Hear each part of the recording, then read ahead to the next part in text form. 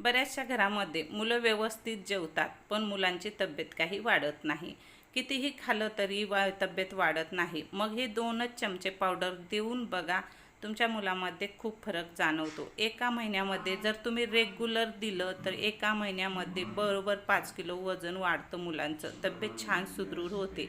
आता ही पावडर लहान मुलांनाच नाही तर अगदी म्हाताऱ्या माणसापर्यंत देता येतो, कारण हे प्रोटीन पावडर आहे, घरगुती प्रोटीन पावडर आहे. व्हिडिओ शेवटपर्यंत पहा. व्हिडिओ आवडल्यास व्हिडिओला लाईक करा, चॅनलला सबस्क्राईब करा आणि फेसबुक पेजला नवीन असाल तर नक्की फॉलो करा. चला तर मग सुरुवात करूया.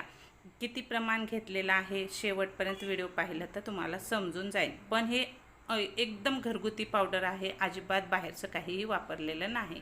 आता 1 वाटी भाजलेले चणे घेतलेले आहेत. याचे टर्पल काढून घ्यायचे आहेत. जर तुम्ही टर्पल सगळं काढलं तर त्याला चाळून घ्यायचं आहे. चाळून घ्यायची गरज पडू नये म्हणून आपल्याला टर्पल काढून घ्यायचे आहेत. आता 1 वाटी चणे घेतले तर त्याच्या दुप्पट आपल्याला शेंगदाणे घ्यायचे आहेत, म्हणजे 2 ते 1.5 वाटी शेंगदाणे घ्यायचे आहेत आणि अर्धी वाटी बदाम घ्यायचे आहेत.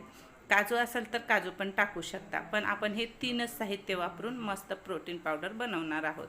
आता हे तिन्ही मिक्स करून छान मिक्सरला काढून घ्यायचं आहे, एकदम बारीक काढायचं आहे. आता याचा शेक कसा बनवायचा, कधी द्यायचं? सकाळी उठल्याबरोबर मुलांना दूध प्यायची, चहा प्यायची सवय असते, त्यावेळेस तुम्ही हे प्रोटीन पावडर मुलांना दुधामध्ये टाकून देऊ शकता आणि केळी घालून बनाना शेक बनवून मुलांना द्यायचा आहे. चला, आता हे पावडर तयार झालेलं आहे. छान मिक्स करून घ्यायचं आणि 1 डब्यामध्ये भरून ठेवायचं.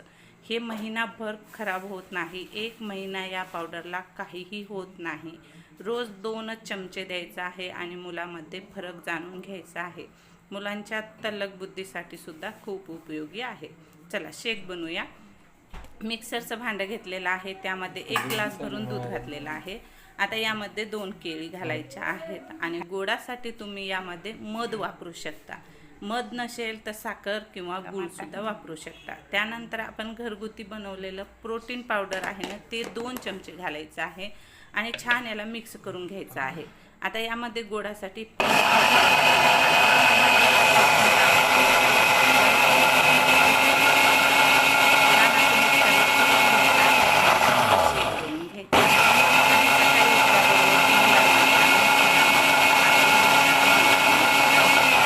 उपयोगाचा आहे. चहा तर बंद होतोच.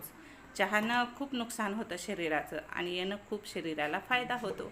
आवडल्यास नक्की चॅनलला फॉलो करा आणि व्हिडिओला लाईक केल्याशिवाय जाऊ नका. चला, कसा वाटला? Bye bye.